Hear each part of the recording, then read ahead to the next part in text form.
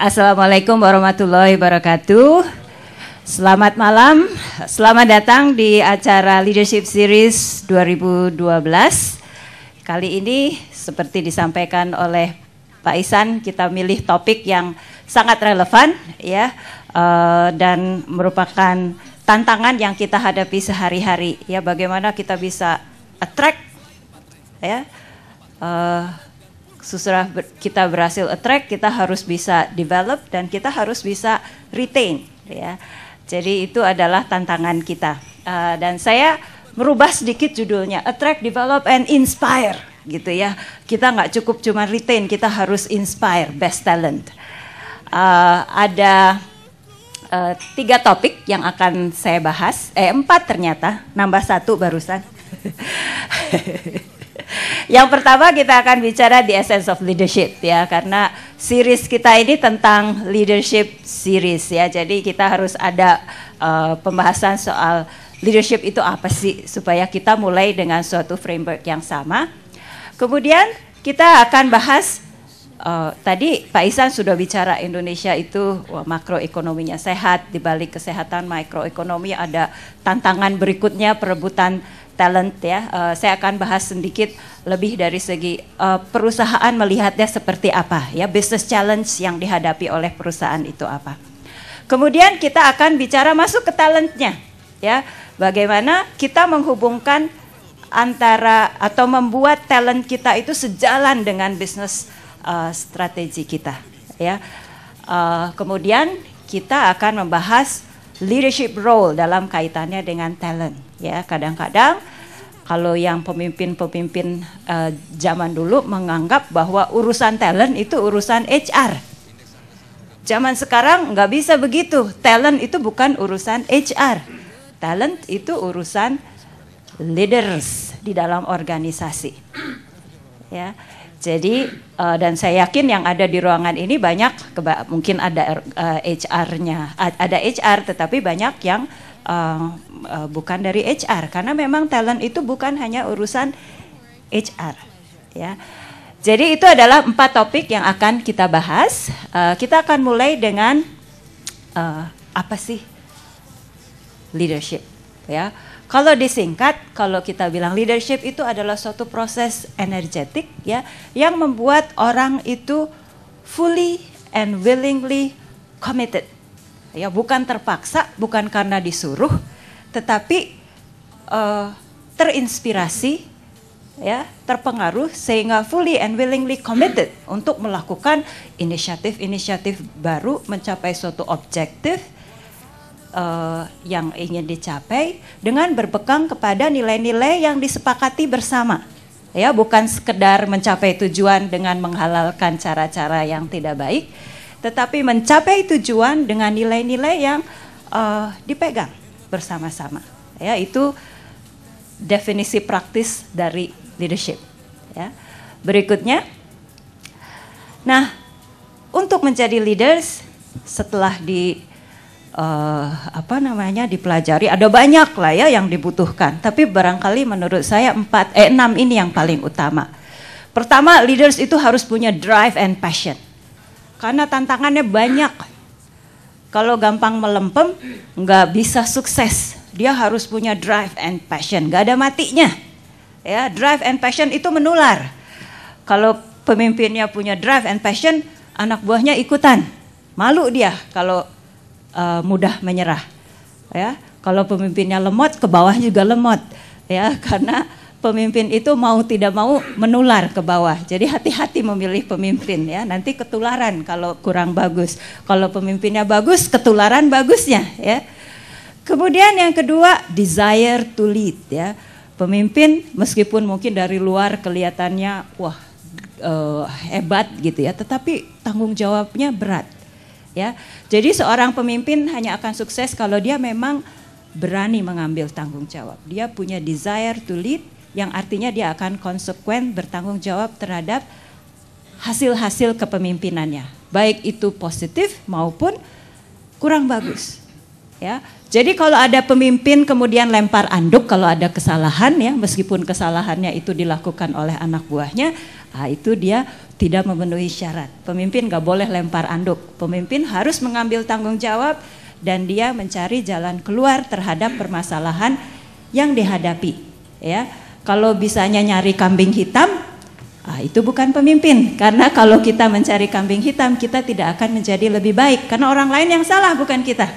Tapi kalau kita mengambil tanggung jawab, maka kita akan menjadi lebih baik, lebih sukses. Yang tiga, integrity. Ya, kesesuaian antara perbuatan dan antara kata-kata dan perbuatan, menaruh kepentingan organisasi di atas kepentingan pribadi. Kata-katanya bisa dipegang. Ya. Jadi kalau bilang A terus belakangan bilang enggak tuh, itu bukan pemimpin ya. Pemimpin kata-katanya harus bisa dipegang. Kemudian self confidence.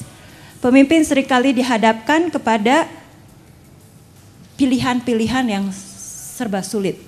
Ya, selalu ada plus and minus setiap alternatif.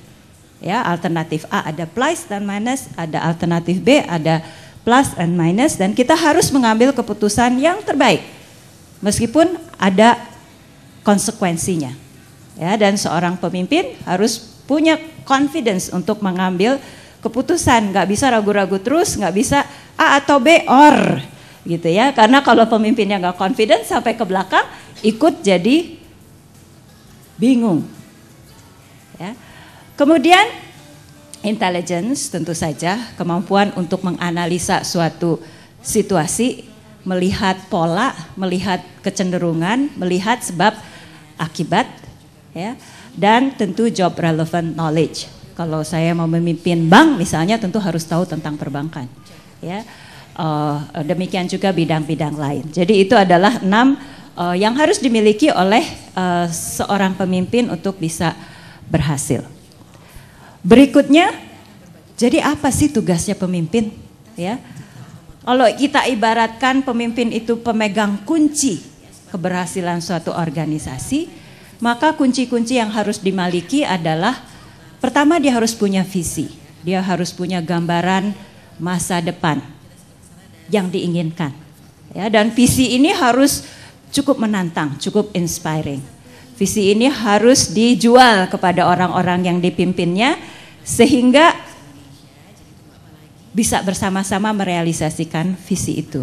Ya, kalau kita ibaratkan misalnya pendaki gunung, ya, tentu dia punya visi bahwa dia akan mencapai puncak gunung dan di sana barangkali dia akan mengibarkan bendera merah putih, foto-foto, kemudian fotonya dipasang di Facebook paling enggak.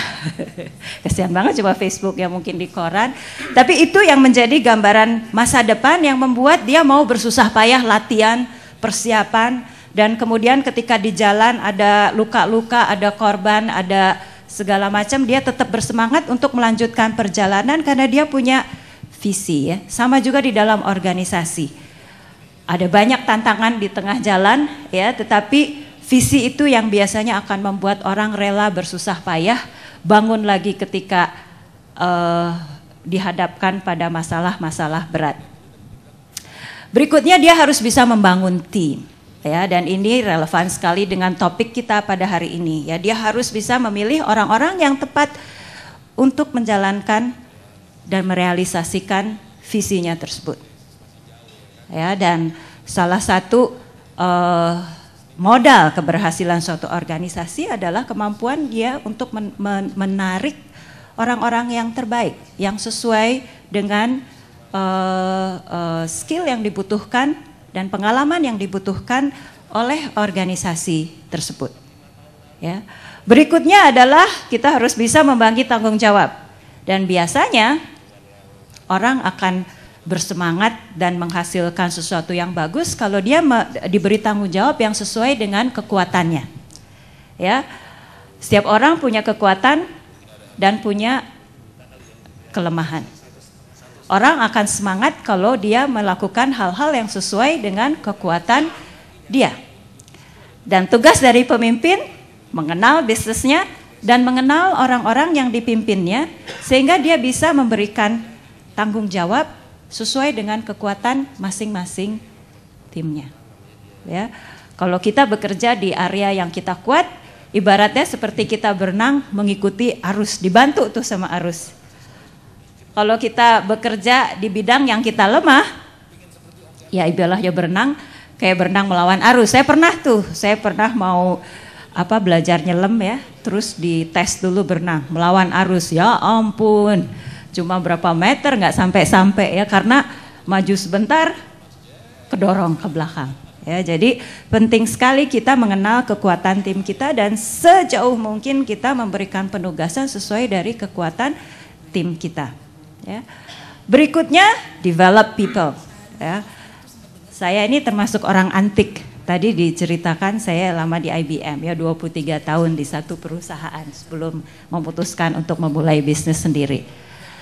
Salah satu kenapa orang tanya, kenapa sih betah di satu perusahaan sampai segitu lama? Salah satunya adalah karena di IBM saya punya kesempatan untuk develop myself ya. Ada kesempatan penugasan yang berbeda-beda, ada pengalaman, ada coaching ya. Dan itu yang membuat orang stay di satu perusahaan ya. Tugas pemimpin adalah develop orang.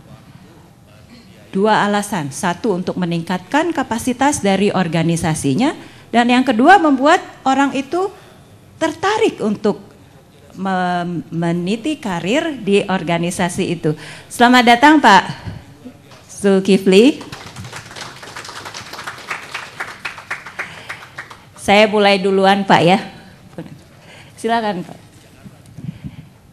Jadi develop people berguna untuk meningkatkan kapasitas dari organisasi dan juga untuk membuat orang-orang terbaik itu stay. Ya. Saya sekarang kalau melihat lamaran itu, wah 5 tahun, 3 perusahaan. Duh ini kenapa ini 5 tahun 3 perusahaan? Salah satunya adalah karena ya saya nggak dapat kesempatan untuk tumbuh dan berkembang gitu ya. Jadi itu develop people juga salah satu tanggung jawab pemimpin. Berikutnya motivate followers. Ya, bagaimana kita bisa membuat tim kita itu bersemangat, bermotivasi tinggi sehingga hasilnya baik. Ya, orang dengan skills yang sama, yang satu motivasinya tinggi, yang lain motivasinya rendah, hasilnya berbeda. Ya. Jadi kalau kita lihat ya dari 5 tanggung jawab pemimpin itu 1, 2, 3, 4 urusannya dengan orang. Ya, urusannya dengan hal yang relevan ya topik kita pada hari ini, bagaimana kita bisa attract, kita bisa develop, kita bisa retain best talent. Ya, jadi itu sebabnya kenapa topik hari ini menjadi sangat penting. Karena perusahaan bisa hebat, itu adalah karena talent di balik perusahaan tersebut, pemimpin-pemimpinnya dan timnya.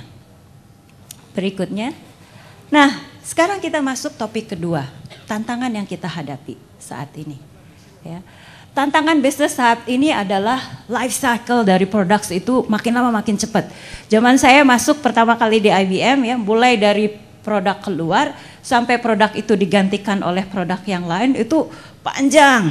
Jadi sebelum produk keluar itu saya udah sempat disekolahin dulu. Sekolahnya juga jauh di Amerika sana gitu kan ya. Sudah itu saya sempat lihat barangnya, baru barangnya datang ya. Terus sampai keluar itu masih lama. Sekarang cepat sekali produk itu keluar. Jadi seringkali di trainingnya aja lewat online. Ketemu pertama kali di tempat klien pula ya. Sama juga kalau kita beli gadget ya. Sekarang ini yang terbaru nih. 2 bulan lagi udah ketinggalan. Ya, life cycle-nya cepat. Dan artinya apa? Kemampuan kita untuk mempelajari produk yang baru, membangun support center itu menjadi jauh lebih rumit dibandingkan sebelumnya. Kemudian yang kedua, customer driven economy ya. Kalau dulu customer bisa nurut sama kita ya, you can choose any color you want as long as it is black gitu ya. Kalau sekarang wah pilihannya banyak, customer mah raja gitu ya. Pilih yang ini nggak memuaskan, kita pindah pilih yang lain. ya. Kalau saya termasuk yang kuno gitu, stick dengan satu operator misalnya handphone. Anak saya itu bisa berubah-ubah itu, tergantung siapa yang memberikan penawaran yang lagi menarik ya. Dan itulah generasi orang yang kita layani sekarang. Ya. Kemudian perubahan bisnis ya, environment ini menyebabkan bukan lagi dulu kita kalau ngelihat perusahaan besar itu kagum ya, takut dibeli gitu ya. Sekarang bukan yang besar memakan yang kecil, tetapi yang cepat memakan yang lambat.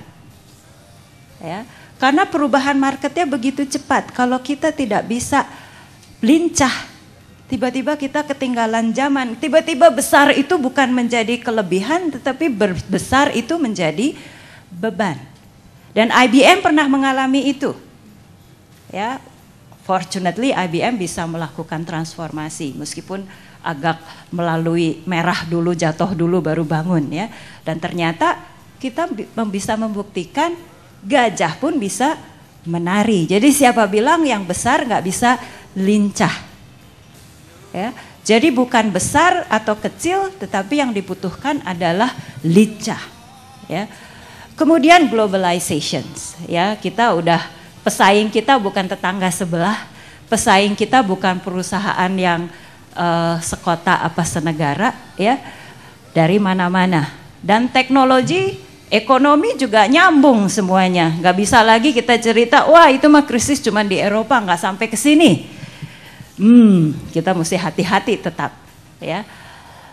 Kemudian juga penekanan lagi kepada sekarang ini entrepreneurial berbasiskan kepada inovasi teknologi, ya. Jadi di situ kita bersaing. Berikutnya, nah, jadi bisnis prioritas sekarang kita mencari sustainable growth, ya.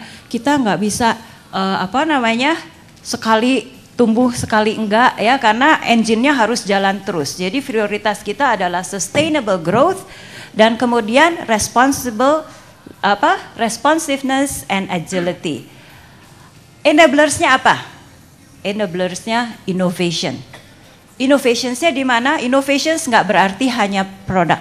Ya, innovationsnya itu termasuk di dalamnya product, service, market, operational innovations, dan business enterprise model. Ya. Dan untuk itu kita butuh berkolaborasi. Kolaborasi tidak hanya di dalam organisasi, tetapi kolaborasi dengan partners. Kalau semua mau dibikin sendiri, kurang cepat karena marketnya sangat cepat. Ya, kalau kita lihat Apple, kita lihat Samsung, mereka berkolaborasi dengan banyak perusahaan. Dengan cara itu dia bisa lari cepat. Kalau semua dia mau bikin sendiri, kapan jadinya? Kelamaan. Ya, jadi penting sekali dia bisa berkolaborasi. Dan untuk itu kita harus mempunyai change leadership, kemampuan kita untuk bisa beradaptasi dengan segala situasi, ya. Dan untuk itu culture-nya harus dibentuk, reward system-nya mesti dibentuk, dan integrasi antara bisnis dan teknologi. Nah, itu semua fokusnya adalah orang, people, talent.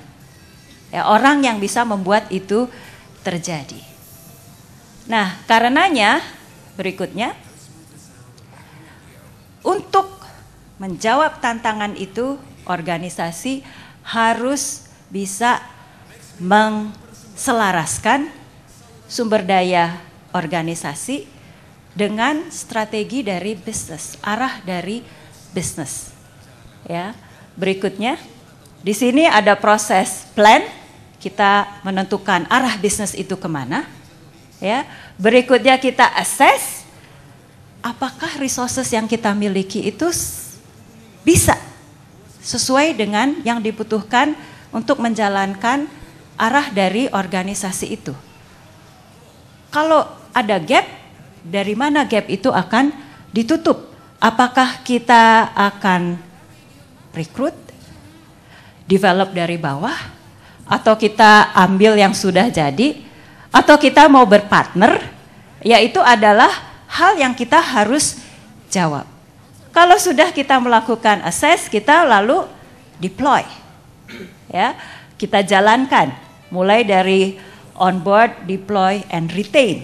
Ya, ada perusahaan yang karena image-nya sangat bagus bisa menarik talent, tapi habis itu lepas lagi dalam waktu yang singkat. Jadi nggak cukup kita hanya bisa attract, tetapi kita harus membuat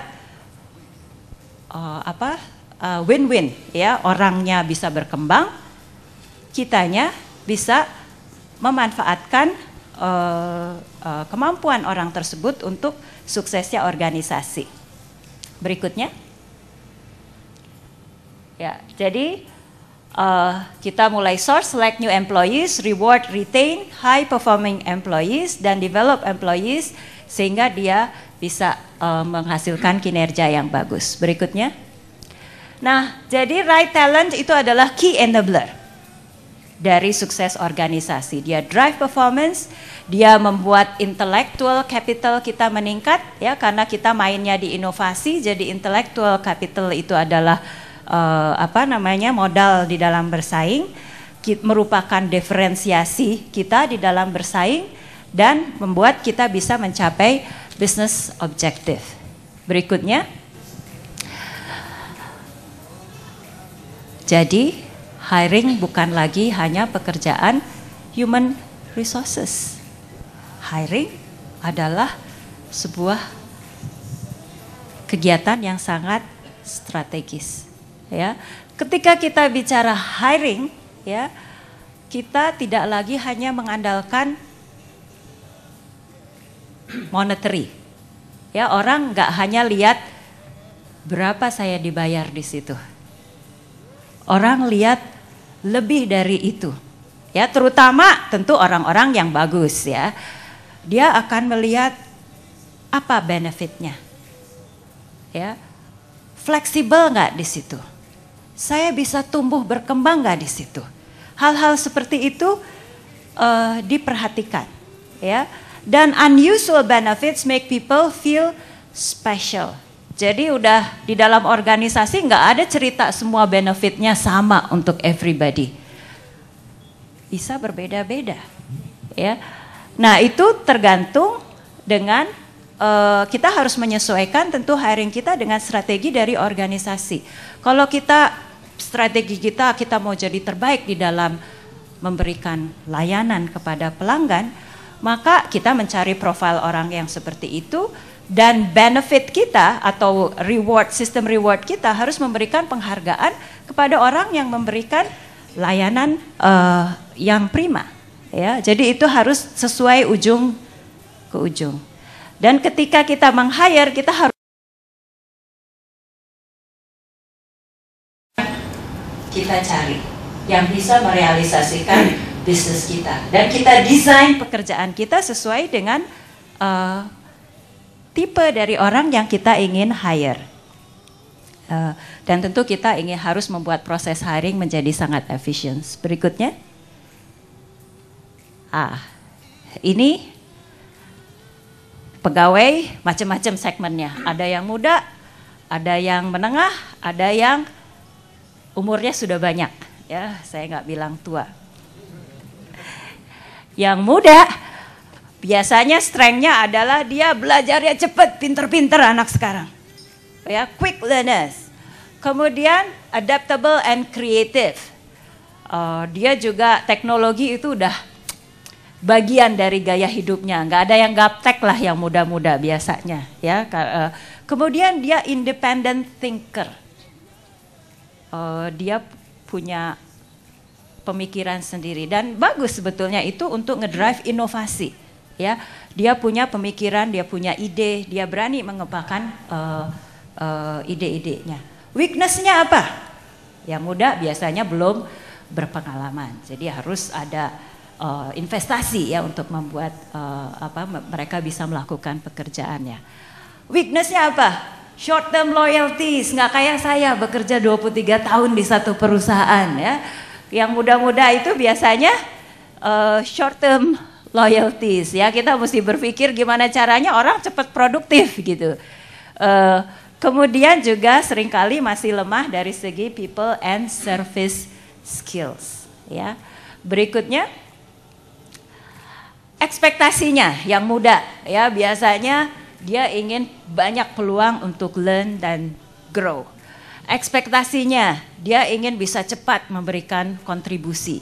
Ya, ekspektasinya team based work, collaborative decisions making. Dia nggak suka model yang atasannya memutuskan, dia tinggal melaksanakan. Saya punya otak nih, bukan hanya kaki tangan. Ya, kemudian lots of feedback, ya, open communications dan sebagainya. Ya, jadi yang muda punya ekspektasi sendiri. Berikutnya mid careers, ini yang menengah, umur 35-an gitu ya sampai 45-an. Biasanya dia idealistik, ya.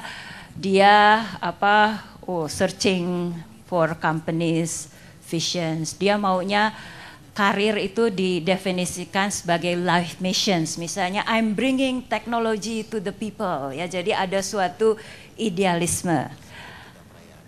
Anti authoritarian. Jadi dia inginnya participative management. Rule breaker, ini yang nulis-nulis re-engineering, ini kebanyakan dari kelompok ini, ya. Kemudian dia lebih individualistik, ya. Jadi very competitive, expect merit based system, ya. Berikutnya, apa sih implikasinya dalam workplace? Karena kita butuh yang muda, butuh yang tengah-tengah, barangkali butuh juga yang berpengalaman, yang umurnya seringkali sudah banyak. Jadi implikasinya apa? Berikutnya, implikasinya kita sekarang mesti lebih fleksibel, nggak bisa ngatur semuanya, aturannya sama, ya. Fleksibel dari jam kerja, fleksibel dari cara belajar, fleksibel dari benefit, ya. Organisasi-organisasi yang bisa memperkenalkan fleksibilitas seperti itu biasanya lebih menarik bagi sumber daya manusia, ya. Berikutnya, misalnya saja di dalam learning, ya, gayanya lain tuh, yang young, yang mid career, yang mature. Yang muda biasanya self-directed, mid career biasanya sukanya classroom. Yang lebih mature biasanya sukanya small group, ya.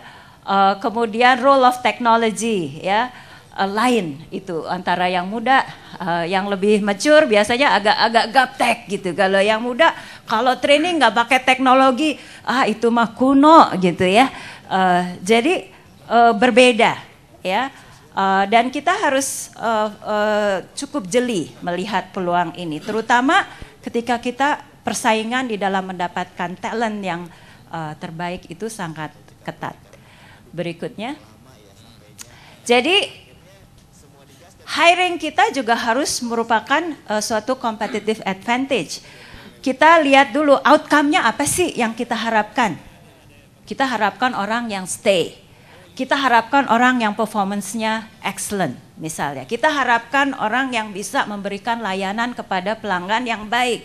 Kita harapkan orang yang nantinya merekomendasikan perusahaan kita kepada orang lain, bukan orang yang menjelek-jelekan perusahaannya. Sekarang tuh semua orang punya media, bisa pakai Facebook, ya. Kalau kita lihat diisi Facebook, di Twitter, ya, wah bos saya nih begini, bikin bete gitu, ya, atau apa, dan orang tahu sih di mana dia kerja, dan itu bisa mempengaruhi orang lain. Ya, kalau dia berbicara sesuatu yang positif tentang organisasinya, free promotion, ya. Jadi kita cari orang yang seperti ini. Nah, kalau kita udah cari orang seperti ini, proses hiringnya seperti apa? Ya, dulu waktu saya di IBM, kita menganalisa orang-orang yang sukses di IBM tuh profilnya seperti apa sih? Oh, seperti itu. Lalu kita cari profil yang seperti itu, ya. Kita desain prosesnya agar kita dapat orang yang seperti itu, ya. Dan kita libatkan para readers untuk membantu melakukan interview. Karena kalau kita mengandalkan hanya kepada HR department, susah. Dia nggak interface langsung kepada orang-orang itu. Nggak bisa di dalam interviewnya dia bisa lihat gitu kan. Tapi kalau orang yang interface langsung, dia bisa lebih cepat mengenali, ini dia orang yang kita cari. Berikutnya. Nah, line managers role. Ya, line managers punya peran yang sangat penting di dalam retain, develop. Ya, karena apa? Yang manage orang-orang kita itu adalah the line managers, ya. Dan human resources practices and policies sebaiknya memungkinkan untuk membuat customizations, bukan standar semuanya sama, ya. Customizations berdasarkan apa? Berdasarkan employee segments. Segmentsnya apa? Segmentsnya bisa generations. Tadi kita membahas soal generations. Segmentsnya bisa berdasarkan value to the company. Ya, kalau yang value-nya lebih tinggi, tentunya dia ingin kita berikan benefit yang lebih supaya dia stay, karena diperebutkan oleh lebih banyak orang. Ya, the top talents biasanya yang merebutkan lebih banyak. Kalau top talent sama yang lain disamakan, dia yang diambil duluan. Ya.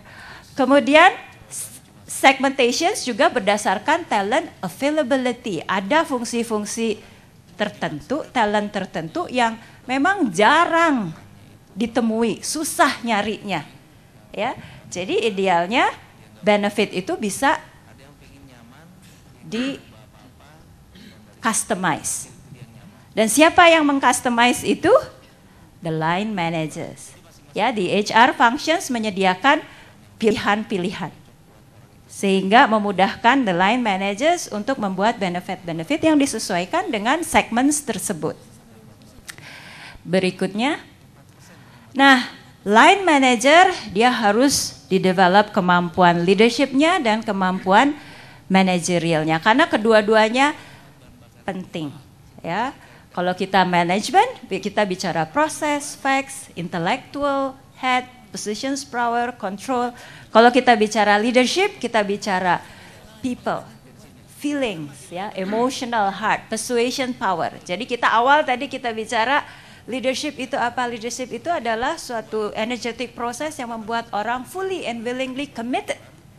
Ya, orang kalau diperintah-perintah susah bilang committednya, ya. Tetapi harus melalui suatu persuasion power, dan itu adalah leadership, ya. Termasuk di situ innovations. Berikutnya, dan kita juga harus membuat tim kita sadar, ya. Seringkali kita punya professionals yang hebat, kita promosikan jadi supervisor, kita promosikan jadi manager, kok tiba-tiba dia tidak hebat lagi, gitu ya.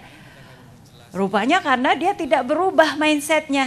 Dia pikir ketika dia jadi profesional yang dia andalkan adalah technical skills-nya. Ya. Ketika dia naik, dia harus mengembangkan people skills-nya. Ya, dan seringkali tidak dibekali mereka itu, sehingga udah dipromosikan tetap aja nggak berubah. Padahal kita lihat tadi line managers adalah orang-orang yang executing, attracting, developing, and retaining best talents, inspiring best talents. Ya. Jadi penting sekali kita menyiapkan the line managers bahwa role-nya berubah ketika dia sudah menjadi manager dan leaders. Berikutnya, Peter Drucker bilang, of all the decisions a manager makes, none are as important as decision about people. Ya, siapa yang dipromote, siapa yang dipilih, dimasukkan ke dalam top talent yang mendapatkan accelerations, ya, siapa yang diminta untuk mengundurkan diri, ya, itu adalah decisions mengenai people. Dan itu yang menentukan kapasitas dari organisasi. Berikutnya, nah ini adalah individual talent recognitions, ya. Jadi kalau kita lihat satu sumbu adalah skill and knowledge, sumbu yang lain adalah kinerja, performance, kita bisa ketemu yang skill and knowledge-nya tinggi, performance-nya tinggi. Itu adalah the stars. Kita harus engage and inspire. Kita berikan suatu perhatian khusus agar mereka tambah sukses dan tambah loyal di organisasi kita. Ada yang skillsnya rendah, kinerjanya bagus. Kita harus train supaya skillsnya meningkat. Ada yang skillsnya tinggi, kinerjanya jelek. Kita perlu cari tahu kenapa. Ya, dan bagaimana membuat dia menjadi kinerjanya bagus. Lalu ada yang skillsnya rendah, kinerjanya rendah pula. Kita mesti cari cara supaya dia bisa keluar dengan aman dan tentram. Di Indonesia nggak gampang loh. Jadi itu juga bagian yang harus kita kuasai ya. Berikutnya, jadi kita harus bisa engage and inspire ya. Orang apalagi yang muda-muda ya, dia tidak sekedar ingin bekerja, tetapi dia ingin melakukan sesuatu yang matters, ya, ingin sesuatu yang bukan hanya menghasilkan uang, tetapi bermanfaat juga bagi communities, ya. Maka perusahaan-perusahaan yang dalam strateginya memasukkan itu biasanya lebih menarik bagi orang, ya. Kemudian kemampuan untuk create personalized set of benefits, ya, nggak disamain semua, ya, bisa disesuaikan dengan segmentsnya, usia, ya, kalau yang muda-muda gitu dikasih pension benefit, aduh mesti mati dulu baru bisa merasakan manfaatnya, kurang menarik, ya, seringkali. Jadi kita mesti punya sesuatu yang menarik bagi targetnya, ya. Kemudian juga performance management, ya, kita harus selain membuat pegawai kita berkinerja tinggi, juga membantu dia untuk mengembangkan karirnya, mengalami pengalaman yang berbeda-beda. Kadang-kadang kita suka menghukum orang yang bagus. Saya ingat ini orang ini bagus banget, ahli banget di bidang taruhlah sales. Kita simpan terus dari situ 10 tahun masih di situ, karena kalau dipromosikan nanti nggak ada nih yang mengcover bagian sini, ya. Jadi kita hukum karena dia hebat. Akibatnya apa? Dia tidak dipindahkan ke tempat lain, dia pindahnya ke perusahaan lain, ya. Jadi kita juga harus membantu bahwa pegawai kita punya pengalaman yang berbeda-beda, ya, sehingga dia bisa mendapatkan kesempatan yang lebih luas. Kemudian just in time feedback and coaching, ya, tadi salah satu tugas pemimpin adalah develop people. Develop people itu berguna bagi organisasi dan berguna bagi yang bersangkutan, dan itu membuat yang bersangkutan lebih loyal. Expanding leadership development dan memberikan accelerator programs untuk the stars, ya, karena biasanya the stars ini jadi bahan perebutan, ya. Jadi benefit development pun disesuaikan dengan potensi dari masing-masing dan kontribusi dari masing-masing, dan demikian orang bisa berlomba-lomba untuk memberikan kontribusi yang signifikan bagi organisasi.